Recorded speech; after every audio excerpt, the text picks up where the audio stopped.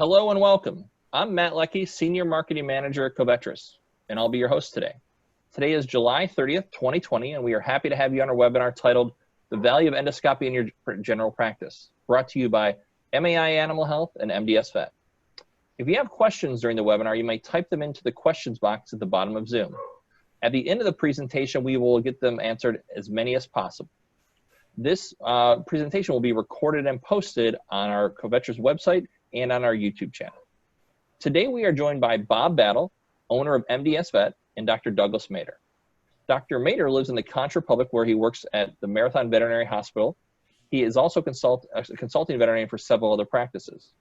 Dr. Mader is an acclaimed lecturer and is on the review boards for several scientific journals. He has published numerous articles in scientific and veterinary journals, National Magazine, as the author-editor of 3 textbooks on reptile medicine and surgery. So first we're going to start with Bob Battle, who's going to give an overview of scopes, followed by the presentation by Dr. Mader. So Bob, I'll turn it over to you. Thank you. All right, thank you, Matt. Like you said, my name is Bob Battle. I am the owner of MDS Vet, or MDS Incorporated. Incorporated back in 1972, so we've been at this quite a long while. We did a partnership with MAI Animal Health about 8 years ago and became the sole provider for endoscopes for Covetrus, which has worked out to be a very good joint venture. So just wanted to start with basically with an overview of some of the endoscopes that are being used in this presentation that Dr. Mader is going to be doing later. But just give an overview of kind of what we offer here at MDS. When you think endoscopes, or when I think endoscopes, generally I think of an endoscope like this one here, which is we call our do everything small animal flexible endoscope, 8 millimeter diameter, 150 centimeter length, 2 millimeter working channel for taking biopsies or getting foreign bodies, full 4-way articulation, automatic air, water. It's got a very small footprint. Everything is contained right here that runs the scope, which is your LED light as well as your image processing technology. And this is a digital endoscope, so there's no more fiber optics and no more eyepiece to look through on the scope. You have a camera right in the tip of the scope. On your general fiber optic endoscope, some of the higher resolution endoscopes in the fiber optic world had about 30,000 pixels in that scope to make that image. With the digital chip in the tip technology, we're up to 770,000 pixels in the tip of the scope, which is a giant leap in technology and diagnostic capability. But we have everything from the 8 millimeter by 150 centimeter scope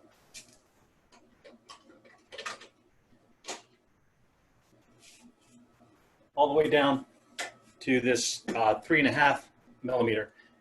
3.5 millimeter by 55 centimeter scope, which is a real nice small bronchoscope or even rhinoscope for some of your bigger animals. But even at this small 3.5 millimeter diameter, we've actually got a camera in the tip of that scope. So very small, very high resolution cameras. The nice thing about our system is that generally speaking, we're about half the cost of some of your bigger name brands that you might know out there, like Olympus, Storz, Fujinon, Pentax. A lot of that equipment was brought over from the human side and has just has all that excess baggage with it, that not only with the name, but they can charge many times what we charge for the same equipment that does the same thing, and you get a return on your investment a lot faster than you would normally get. So it's not just relegated to referral hospitals and your academia, your teaching institutions. I mean, just about any practitioner is able to get this kind of equipment in their facilities. Other flexible endoscopy, some of the more unique instruments we have is this 5 French diameter by 20 inch micro endoscope, we call it. This is great for all your dog and cat noses. You can run this into the urethra, into the bladder. You can run this down into the lung of a very small dog or cat, exotics as well. But this is one of our more popular type scopes.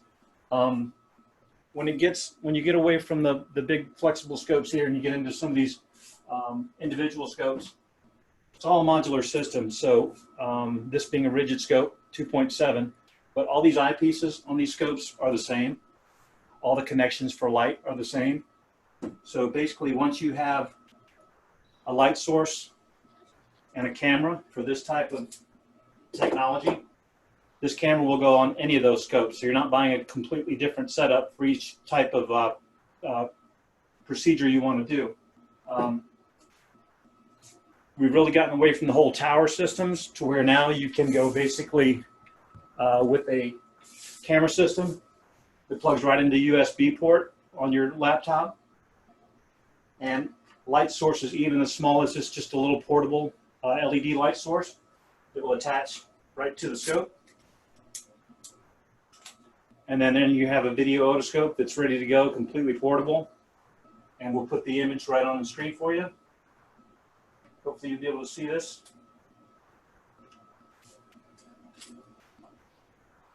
And you've got instant video endoscopy right on your laptop computer. No big monitors, no necessarily having a cart if you don't want to have a cart, that type of system. Our otoscope is one of the few in the industry that will actually convert to a small diameter rigid scope as well. So not only can you use this on all your dog and cat ears, you can actually use that for the noses. Videotoscopy seems to be one of the most common endoscopy procedures performed in clinics because you're looking at every ear anyway when that patient comes in, and most of those ears are in need of treatment. So it's just a nice one to get started with. But as Doug's going to tell you, there's just a myriad of things you can do with scopes. There's all sorts of shapes and sizes, all the instrumentation that you need to go in and get foreign bodies and do biopsy studies are all available through us. And not only do we have instruments that fit our scopes, if you already have an endoscope, we have instruments that will fit your scope. So we're a full featured type endoscopy provider. And we not only sell all these scopes, we actually service them as well. So you won't be looking for someone to fix your endoscope if it does have an issue. So that's kind of an overview of the scopes that we offer. Not only scopes, but we also have all kinds of diagnostic equipment, lights, otoscopes, ophthalmoscopes, all that kind of equipment that you can use in your practice. But I think right now what I'm going to do is turn it over to Dr. Mader and let him do his presentation on endoscopy. Thank you, Bob. Let me just welcome everybody and thank you for joining us during these crazy pandemic times. It's kind of strange talking to a computer. I'm used to talking to people live, face-to-face, and it's easier to read expressions and questions and concerns. So by all means, if you have issues, let us know. Let me just change over to my screen here. All right, you can all see that okay? Yep. All right, fantastic. So people tend to know me for my work with reptiles and exotics, but what most people don't know is that I'm boarded in canine feline practice as well as zoo boarded in Europe. The bulk of my income is canine feline practice. I've been a veterinarian now for, this is going on 38 years since I started veterinary medicine, and I still love what I do. You know, I hear a lot about people saying, well, these young vets come in, the practices, the profession's not the same anymore. It's just, I don't know if I agree with that. I love what I do. I love getting up in the morning, coming to work. And part of the reason is because I constantly make the effort to learn new things. And one of the procedures that I've fallen in love with is endoscopy. And I kind of fell in love with it early on in my career. We do a lot of endoscopy in exotics, and using an endoscope, it just became so natural. And it's a fantastic diagnostic tool. And so now that I do a lot of dogs and cats, faculty mostly dogs and cats, I'm doing probably 5+ procedures a week. And so what I want to do today is just kind of share with you how I use my scopes, how I got into it, and hopefully you'll get the same excitement that I will. All right, very interesting. Hold on a second, guys, because it's not letting me advance. There we go. Okay, so I just want to thank Covetrus for sponsoring this online symposium. and also thank MDS Vet Bob and MAI Animal Health for putting this together. Again, it's can't really get out of our house right now, but at least we can kind of get out virtually and reach out and be with our colleagues and continue to learn. All right, I gotta share this with you. This is called a Focuscope. This was the very first scope I bought when I graduated from veterinary school. I think back at the time it was around $600 or $700, and it was a rigid scope that basically was like a trocar or a telescope that you put on top of a Welch Allen handle. It came as a complete unit called the Focuscope, and I didn't have a lot of money just getting out of veterinary school, but again, doing a lot of bird work, you know, you needed to have a scope. So I bought this, fell in love with it. It was so easy to use. I hung on to this thing for many, many, many, many years. It even survived through a couple of hurricanes with me. When I got out into practice, I needed more. I got the bug and I wanted to get more into it. So eventually I bought the 2.7 millimeter scope that Bob was talking about. Mine has a 30-degree lens on it, so it allows you kind of a panoramic view. You have a working port. So down here, you can actually see that you got 3 working channels. You have one for air, one for flushing for fluids, and then you can put your biopsies through here. So again, you know, it's a little more expensive, but you start to use it and you realize, man, this thing pays for itself in no time at all. Then I decided, okay, it's time to get a flexible scope. So I got my first 5.0 flexible scope. That was the old-fashioned type. I used it extensively. I used it, the 5.0 I could use in dogs, I could use in cat lungs. I'd use it in my exotic patients. Here I'm scoping an animal, and you can see up here on the screen, there's actually a parasite larva in the lung.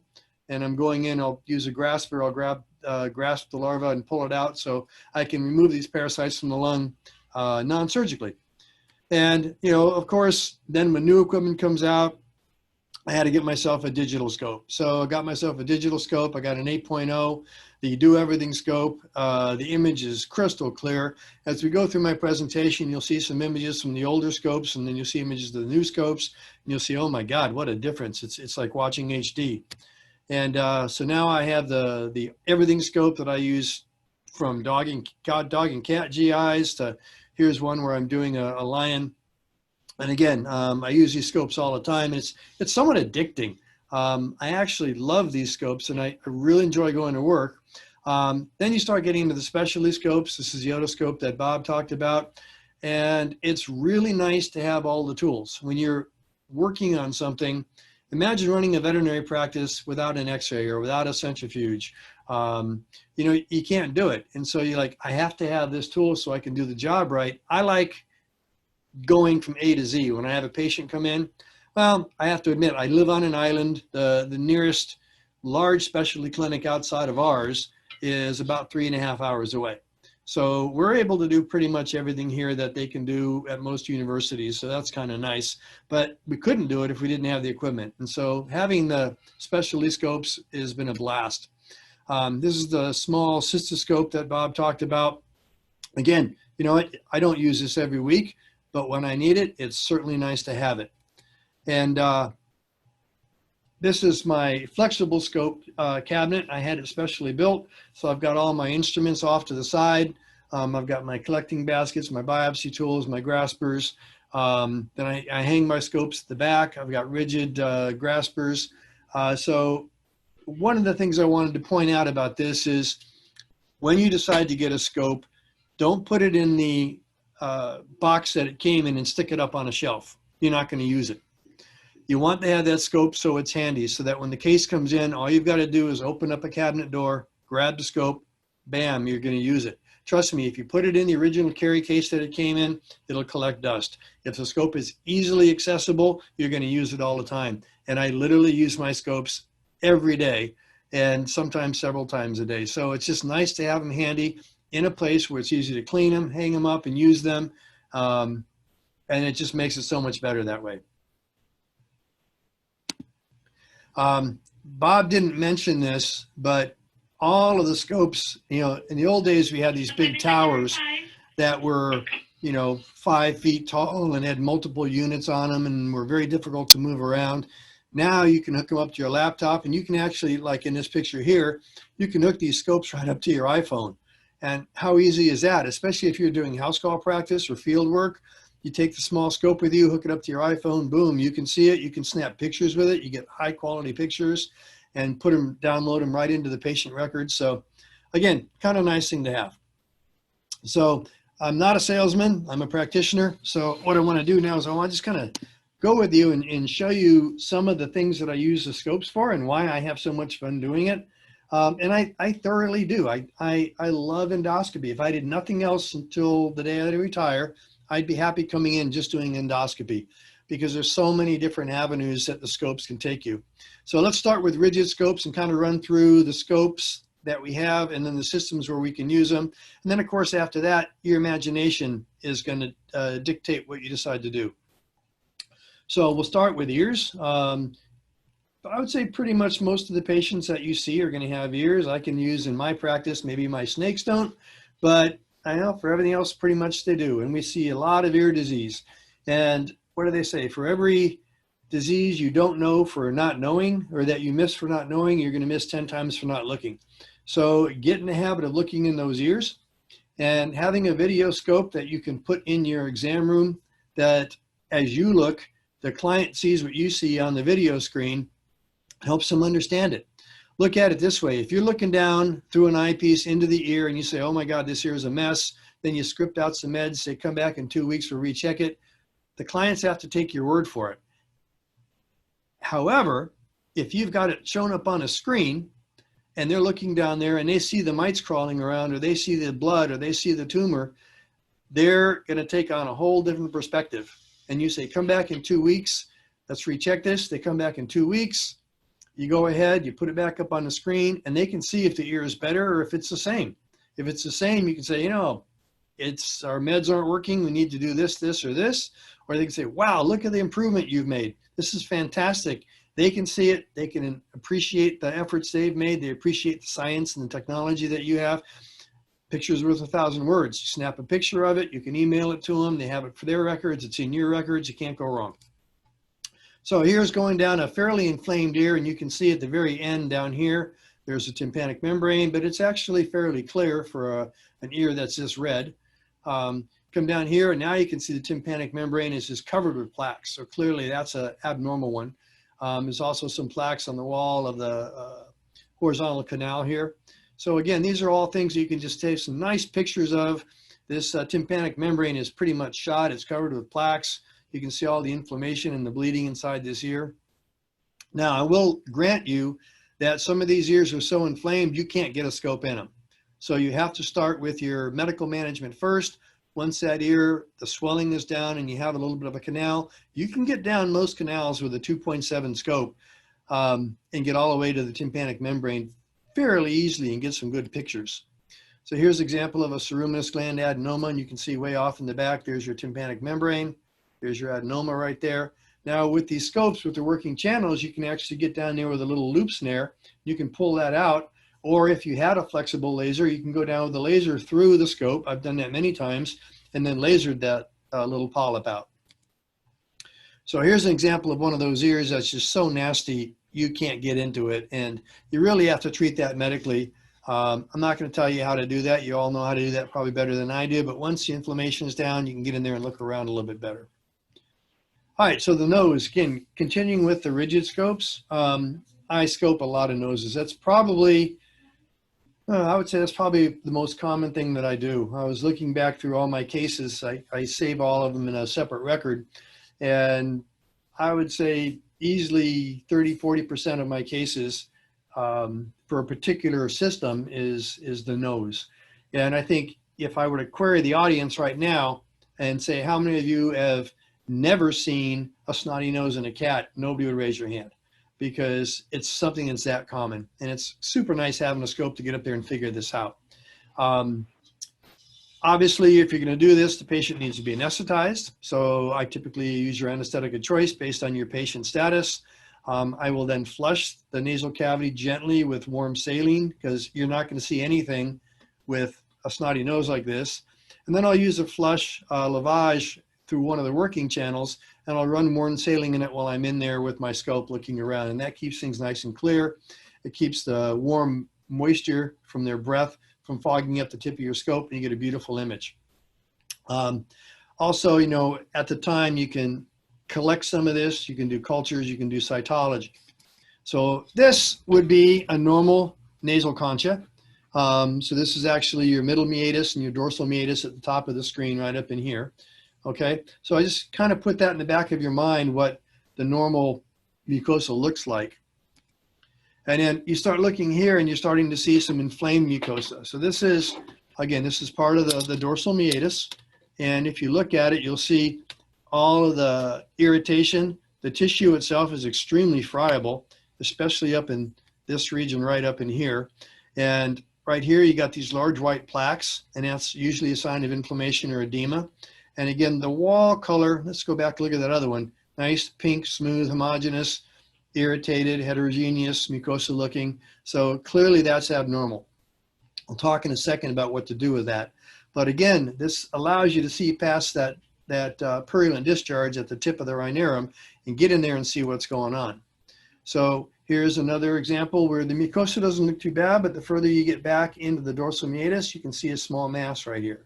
So again, this is probably a nasal polyp. That's the most common thing that we see.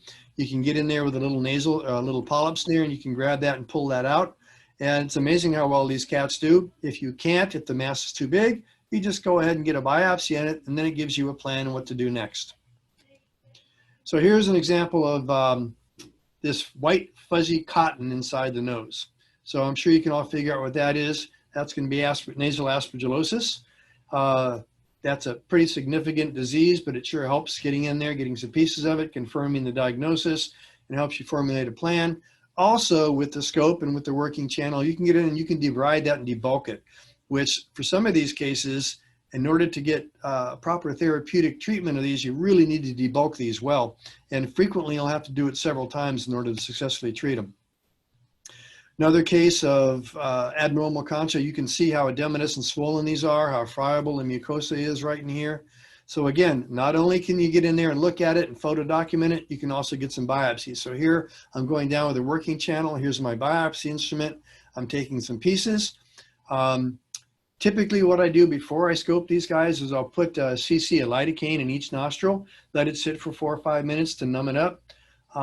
If you do get any bleeding, if you're lavaging the nasal cavities with warm saline, that flushes the blood out of your way so it doesn't obscure your picture. Because clearly if you didn't lavage it and you get your biopsy, it'll bleed, and then all of a sudden you can't see anything but red. So just, you know, what you're looking at here is actually there is lavage fluid going through this, and I'm able to see around this completely.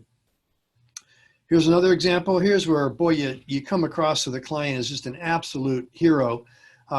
This animal had a chronic kind of a nasal discharge, serosanguinous. Get in there with a scope and I see this thing, able to go in there with a grasping tool and grab it, and boom, you pull out a foxtail.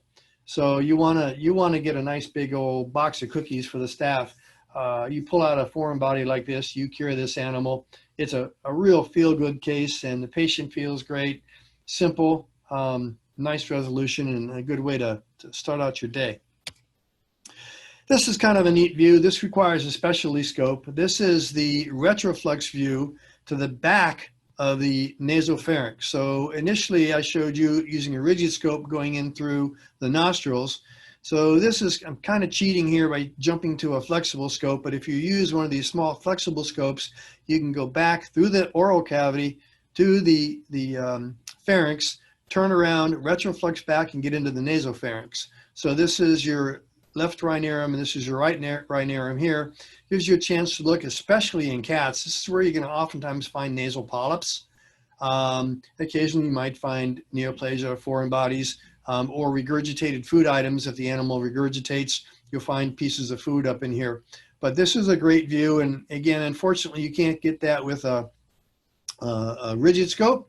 But if you have a dental mirror and a rigid scope, you can certainly hold the dental mirror in the back of the throat and then use the rigid scope on the dental mirror and then get a decent look at it. But having the flexible scope here really helps. All right, so moving past the nose, still continuing to use the rigid scope, let's look in the mouth. And when the patient's in the room and you're doing your clinical exam, you look in the back of the mouth and you say, gee, Mrs. Smith, you know, Fluffy's got some pretty bad teeth. A lot of times they don't know what normal and what normal is and what normal isn't. So when they look at the mouth for the first time, because vast majority of owners never look at the teeth, especially in the back, they look at it and they see teeth. You see it and you've looked at thousands of teeth and you know that's not normal. So with a scope, you can show them on the big screen, you take a picture of it, you freeze it, and then you walk over to it when the dog's not jumping all around, and you can point to the gingivitis, gingival recession right here, the purulent discharge, the pyorrhea. So yeah, it really helps. And then you document that by saving it in the record. All right, get a look in the back of the throat. This is a normal tonsil here. These are bilaterally enlarged tonsils. And again, you can look back here and you can see the glottis and the epiglottis, the larynx. But again, you know, that's something that's really hard to show a client because many of the patients aren't going to hold still for it, but you can easily pop a scope in there with just barely minimally opening their mouth, put it up on the big screen. You can do your exam. The clients can watch it. You can take your digital pictures, put it in the record, and it's great to go back and check it out. So here's a laryngeal carcinoma. Once again, you can go in there with a tonsil snare or a polyp snare. You can remove that. But again, it's nice to document and show the client. Going back a little bit further, there's your epiglottis, and this one is not entrapped. That's a fairly, there's your soft palate right here. This is the epiglottis right here, and that's a fairly normal looking situation. And here's an example of an elongated soft palate. So here's your epiglottis, and then here's your soft palate entrapped in the glottis behind it. So again, having these scopes is nice because you can not only see it yourself, but you can also show it to the clients and get good pictures and demonstrate to them what's going on. Again, with the rigid scope, going back a little bit further, you can evaluate the larynx. So here's the area epiglottic folds right here. Here's your vocal fold right here. And then here you can see some extremely, this animal's got a laryngitis. It's got mucopurulent discharge. Everything is swollen. Here's an example of everted saccules right here. And here's the other one on this side. Here you have one that's got a tracheal stricture. You can see that, and again, that's easy to document. Here we have the really common tracheal or laryngeal chondroma in a cat. I'm sure you've all seen these poor cats that come in that have severe dyspnea and they can barely breathe. You try and examine them and they pass out on the table, they turn blue. So here you can just give them sedatives. That's drugs are your friend. Give them a little sedative, take your scope, pass it down there. You can see the epiglottic folds right here. And then you have this tracheal chondroma right here. All right, so those are the rigids. And so now we're going to go past that and we're going to go down and start looking into the respiratory tract. So here's a flexible scope, and you can do tracheoscopy if you have a long enough rigid scope. You can certainly do that. You just have to be careful because rigid scopes are rigid. And if you try and pass a rigid scope down into the trachea, and the neck bends or the animal moves, which they should be anesthetized for this, obviously, or if you try and force a scope to go in a different direction, you can do some damage. So I caution you. I mean, you can get some beautiful images with a rigid scope down a trachea, a small trachea, but when you start getting into the larger animals, the bigger dogs, it really helps to have a flexible scope. So here's an example doing a upper respiratory tract. I'm looking at the trachea right here on a dog that was coughing using my flexible scope. And as we go down the trachea, normal trachea should be fairly round with a healthy looking dorsal membrane right here. And if you remember, that membrane is soft, so you don't have complete tracheal rings. One of the reasons why you never want to overinflate your cuff, because you can damage that or tear that. But this is a fairly normal looking trachea right here. So keep that in mind as we look at the other pictures. We keep going down the trachea. We get to the carina, or the bifurcation of the primary bronchi right here. And again, there's that dorsal membrane that I talked about right up here where the arrow is. And nice, healthy looking tracheal rings, normal mucosa, nice and pink. Get down to the carina. Now you have the choice of going left or right. And here's where you need a flexible scope. You can get down to the carina in most cats with a rigid scope, but you're not going to be able to get to the left or the right without doing damage. And you really don't want to force it. And if you look here, left is on the right side, right is on the left side. And so once you get to this point, you can pick which one you want to interrogate. Well, obviously, if you're doing a complete exam, you're going to interrogate all of the airways as far as you can go. So, excuse me. So go back and let's looking at some different tracheas. First thing I see when I see this is trachea is inflamed. Compared to the first one I showed you, look how injected the tracheal rings are with the vasculature. Look the overall color of the trachea. And you can even make an argument that the dorsal membrane is a little bit inflamed here as well. And this is, you know, a tracheitis or the beginning of a early collapsing trachea, like a grade 1. So here we have a grade 2 collapsing trachea, and that dorsal membrane is starting to bow down into the trachea. And if you look, your rings are no longer completely circular. They're kind of shaped like an ampersand. You see that? And then you can see how this dorsal membrane is starting to collapse down all the way down to the carina. Here's a grade 3 collapsing trachea where it's down all the way to the point where it's kissing the bottom of the trachea. And that follows all the way down and collapses into the primary bronchi, because the primary bronchi also have that dorsal membrane. So this animal's, you can expect, is going to be extremely dyspneic. Now here's a grade 4 collapsing trachea where it's completely flattened, and these are the animals that are in crisis. And you know, we'll go about talking about how to treat these at some other time, but this is truly a crisis. These animals need to be anesthetized, oftentimes intubated, sometimes have a tracheotomy performed or a tracheal stent, but that's an example of a grade 4. And here's an example. This is not a collapsing trachea per se, but this is an animal with an enlarged left atrium. So here's your carina, and you can see the pressure placed on this carina by the enlargement of the heart. It's squashing the primary bronchi right here, making this animal difficult to breathe. Okay, a little bit more on just some abnormalities in the trachea. You have a flat dorsal roof right here. So you have a little bit of an early collapsing trachea. But most importantly is look how inflamed the tracheal rings are and how injected they are. Clearly there's a pretty significant tracheitis, infectious, most likely. It could be traumatic. It could be from a burn, from breathing gases, any number of things, but it allows you to visualize it and document it. Here we got a couple polyps. There's a couple back here. There's a polyp right here. Here we have, used to be called Phylloides, now it's called Osluris, some tracheal worms, okay? Over here we have a tracheal chondroma, and that's one that you can usually grab with a little tracheal snare or a little polyp snare and pull that out.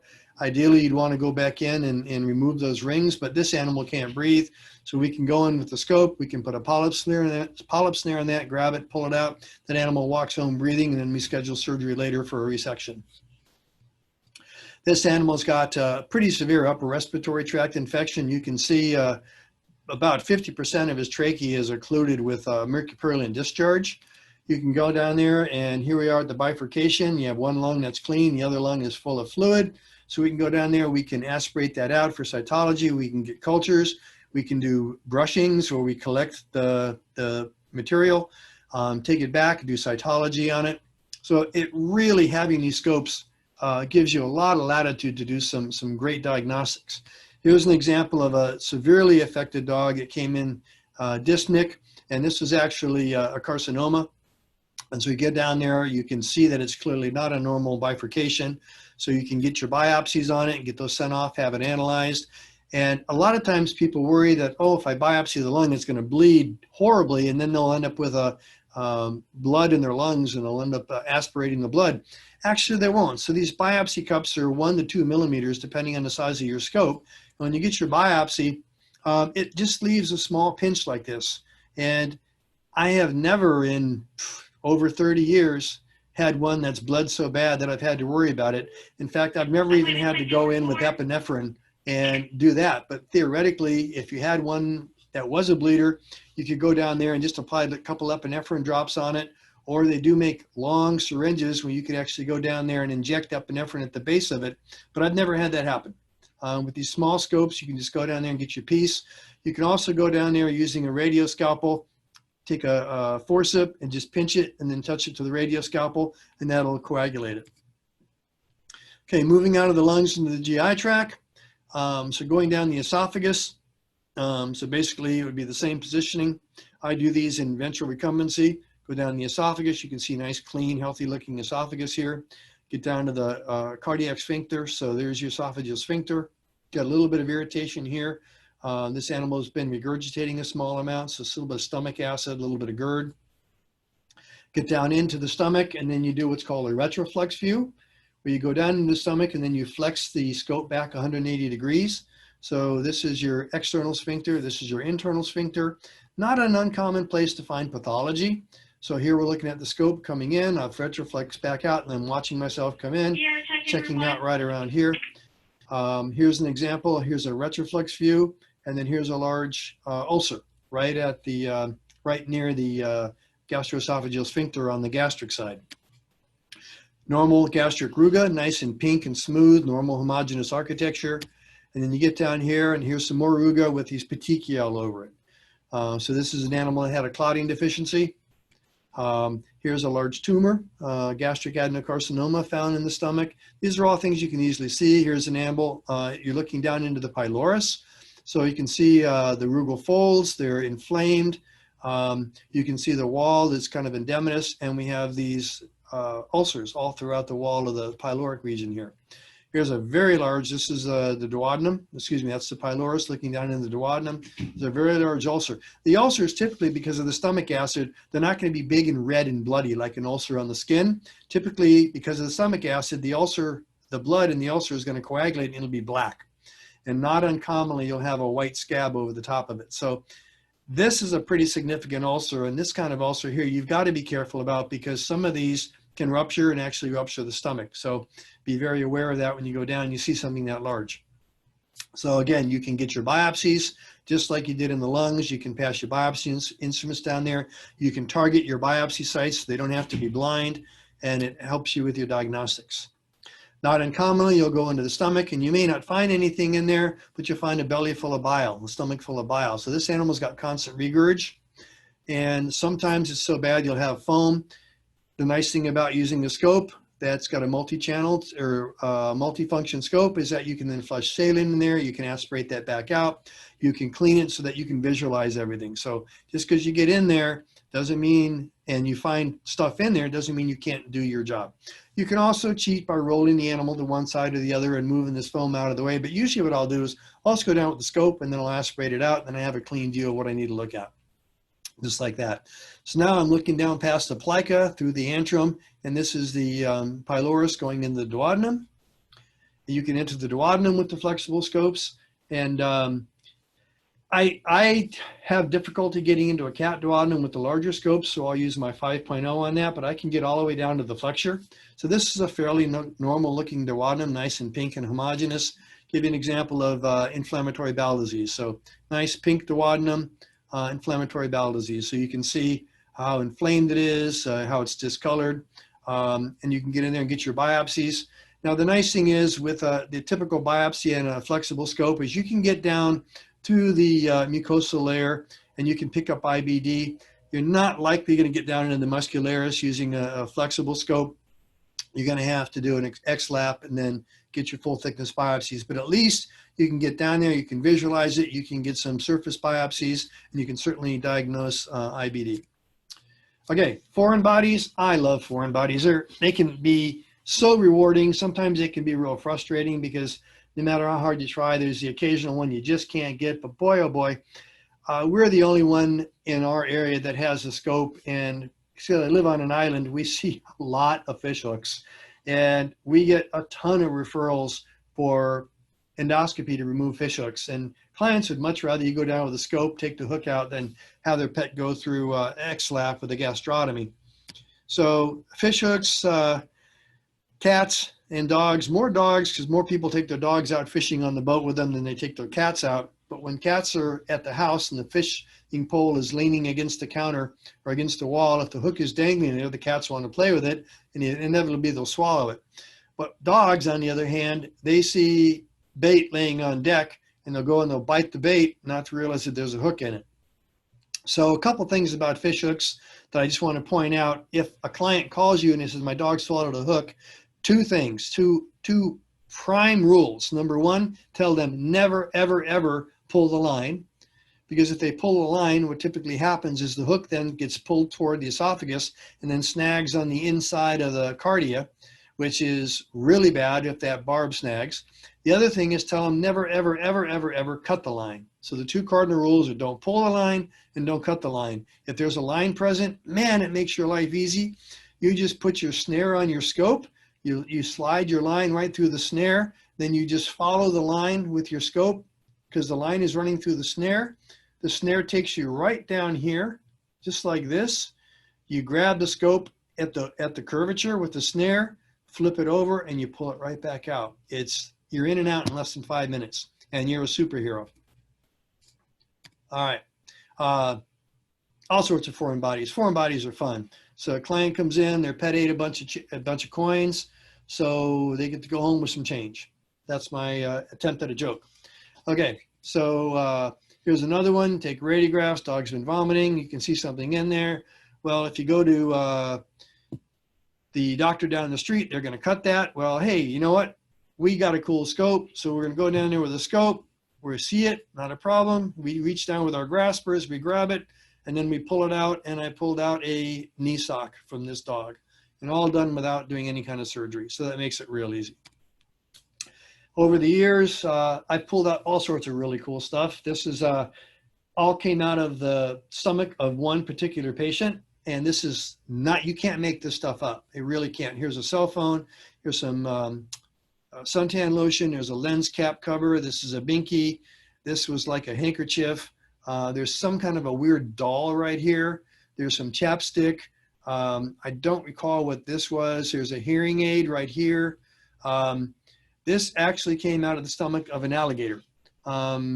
We think probably what happened was somebody dropped their purse, they probably put their purse on the hand railing, next thing they knew the purse flipped off the hand railing, everything in their purse fell into the enclosure.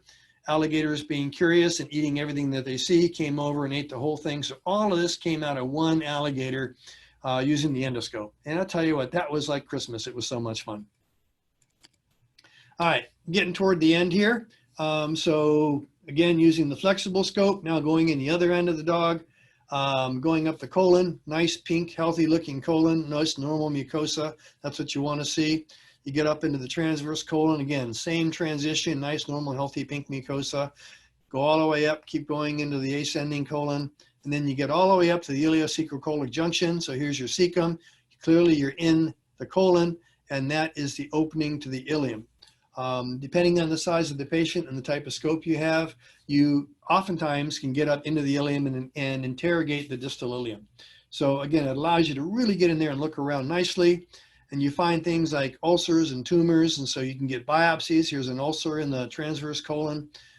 This is a carcinoma in a colon of a dog. We're able to get some biopsies and get some good diagnostics. So again, the scopes are fun. The scopes allow you to do a really thorough job, A to Z. It avoids a lot of unnecessary surgery if you have the scopes. Yeah, you know, people say, well, God, scopes are so expensive. You have to spend money to make money. Again, I don't know how many I have. I think I have 5 flexible scopes and like 7 rigid scopes. And I use them all. Every one of them pays for itself. And so the big thing though for me is I love what I do. And I love coming into work, and I love being able to pick up this equipment and do this kind of medicine. I really like being able to offer my clients the best possible care. And having this ability to go on the fantastic voyage and go inside of your patient, see what's going on inside, and the good chance that you can fix it. And if not, at least get your biopsies and make your diagnoses and then manage it medically.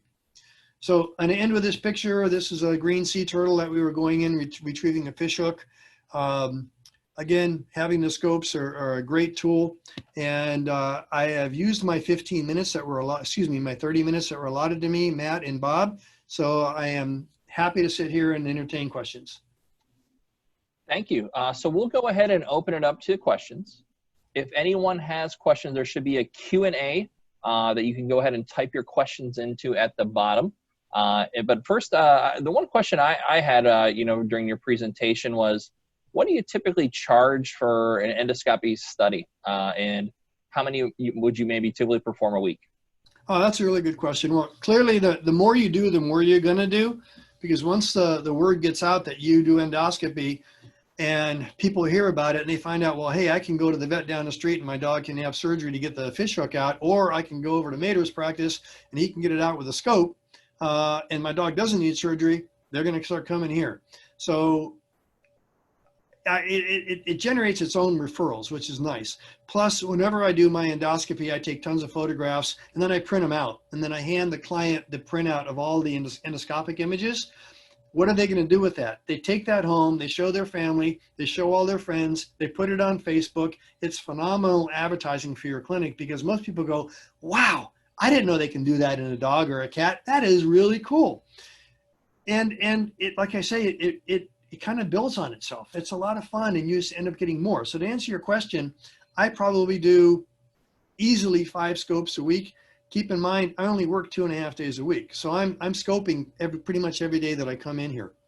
And frequently I'm called in by the associates on my days off. If they've got a case that's difficult and they need me to scope it, I'm happy to come in and do it. I enjoy doing it.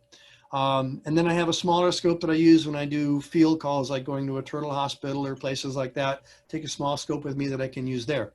So to answer your question, let's say I average 5 a week. As far as the cost goes, it depends on what I'm doing.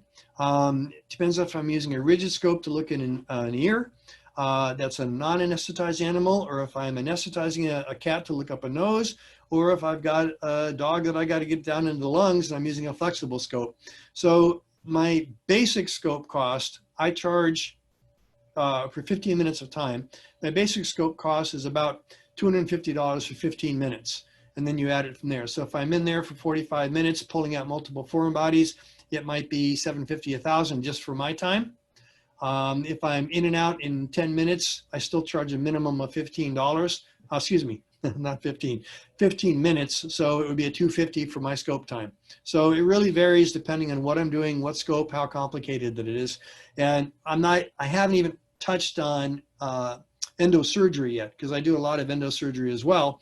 And so obviously for that, it's a different set of tools, and I charge different amounts of money. But basic diagnostic endoscopy, about $250 for 15 minutes is what I charge.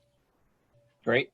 So we actually had a couple of questions come in of what size type of scope is the best first one to begin with, and that type of thing. So I don't know if that Bob might be better suited to answer that one, or you, Dr. Mater. Why don't I what would be the best one to start with? How I started, and then Bob can talk about how he does it. As Bob had mentioned earlier, all the scopes have a standard head. So once you start collecting scopes, it doesn't matter what you get, you'll still be able to use the same cameras and capture recording equipment and things like that. So as I said, when I started way back in the early 80s, my first scope was that silly little focus scope, and then I started growing from there.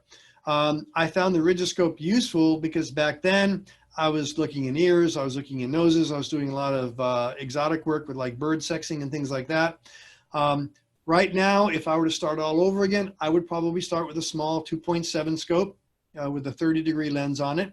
I would use that, and then very shortly after using that, because you will use it a lot and it will pay for itself right away, I would buy a 5.0 flexible scope. And the reason being is I like the 5.0 flexible scope because I can go down gastrointestinal tracts in dogs and cats.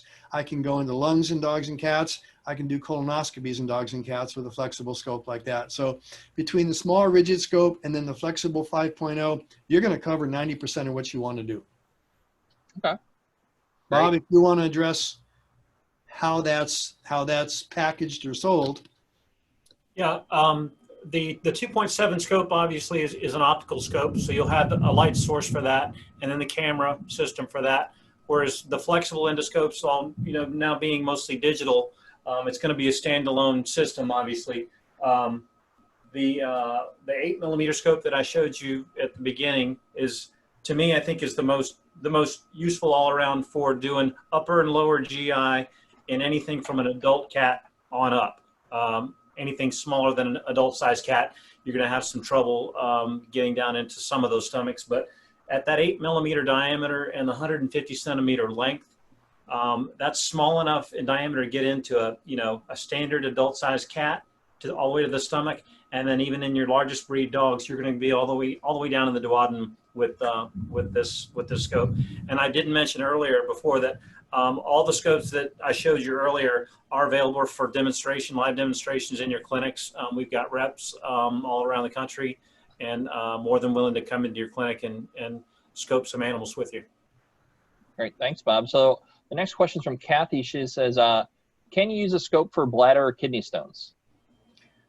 Well, that's a good question. Yes, you can. It takes some pretty intense training. The problem is that, unlike in humans, a lot of our patients are our dogs and our cats. I don't think you can get up into a ureter with the small scopes that we have. So I don't know, Bob, maybe you know differently, but I think it's pretty challenging.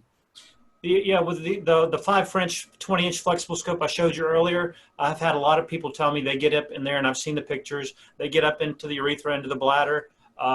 You can't do a lot once you're in there because there's no working channel in it, but at least you can verify the existence of stones, lesions, that sort of thing, just by taking a look up through there. And generally the procedure is that you'll fill the bladder with clear saline, and then go in with the scope so that it's all distended, and then you can palpate from the outside and move the bladder around to change your angle of view so you can see what's going on inside there. But that 20-inch long 5 French diameter scope is probably my most popular for looking into urethras and bladders. That's a nice thing. Even if it's not a stone, you can get up inside the urethra. You can look for TCCs. You can get into the bladder, and you can look for polyps. You can look for all sorts of pathology. And I think it's a great way to help confirm. I mean, you can do contrast radiography, but it's not going to give you the same detail. It's not going to give you the same information. So we do use our cystoscope quite a bit. It's just I've not been able to get it in there and use it for retrieving stones. Great. Next question is for kind of that starter system. What would be the price point for that? So the flexible endoscope, the 8mm by 150 centimeter gastroscope, I call it, that runs right at $15,340 some odd dollars, something like that. That's everything you need to plug into your laptop or your HD television that you probably already have laying around in your clinic, including biopsy instruments and foreign body retrieval tools. And for around $15,000, you're in the endoscopy business. And to get one of the small ridges, the 2.7s, which is a very highly used scope, it's right around $3,000 for that setup. Can I just add something there, Bob? Matt, going back to the first question you asked me, $15,000 scope, you could obviously pay cash for it. There are a lot of vendors. There are a lot of places where you can get a loan to lease it and then pay it off. But in business, because I own my own business, you amortize over 5 years. So a $15,000 scope amortized over 5 years is going to run you approximately $325 a month. Okay. I just told you I charge $250 for 15 minutes. So if I do 1.5 endoscopes, or basically a half hour worth of endoscopy, I've paid for that month's scope, that scope for the month. And which means every single procedure I do after 30 minutes, I'm making a profit. You know, I'm not a salesman here, but you have to spend money to make money, and you might as well have fun doing it. So literally looking at the sea turtle in this image right here, that took me about a half an hour. That paid for my entire scope for the entire month, and every procedure I did after that was all profit. Great. So a question came in from April around, what about where can you get an iPhone attachment, or do you use iPhone attachments with your scopes today? We do have those. I didn't talk about them in the first part, in the introduction, but we have the iPhone adapters to fit any optical scope, basically any brand. Doesn't have to be my brand. As long as there's an eyepiece, we can put that iPhone adapter on there, and we do everything from an iPod Touch, which is basically an iPhone with no calling capability. So it's an iPod Touch, and then anything iPod 7 Plus or later, newer, is will work with the app. So for about $220, you get the adapter, and that includes the free app, which was developed specific. Okay. Next question. How much training have you gone through, Dr. Mader, to kind of be so proficient at using a scope? You know, I like to learn, so I do go back to CE, but it's you kind of self-teach. I mean, when I first started, I took a couple classes in veterinary school. I watched other people do it. Then I bought my focuscope. I went out and I practiced on dead birds until I got good at sexing birds. And then I started doing it on live birds. But believe it or not, it's not that difficult. I'm old, and so I grew up before video games. A lot of the younger generation, they're used to video games. Endoscopy is like a big video game. And if you're good at video games, you're going to kick ass with endoscopy. It's so much fun because you're doing everything with instrumentation and you're looking at it on a screen. So it's like a real live video game. So to answer your question, I can take one of my brand new graduate doctors, show them how to use the scope, and then step back and let them pull out a fish hook. It may take them longer than it takes me, but they're going to get it all by themselves. It's not that difficult to learn. Great. That concludes the presentation. We don't have any more questions. So Dr. Mader and Bob, thank you for assisting with us, and it was very informative and very helpful. Thank you everyone for attending, and have a great day. Appreciate the invite. Everybody stay safe and wear your masks. Thanks, guys. All right, bye-bye.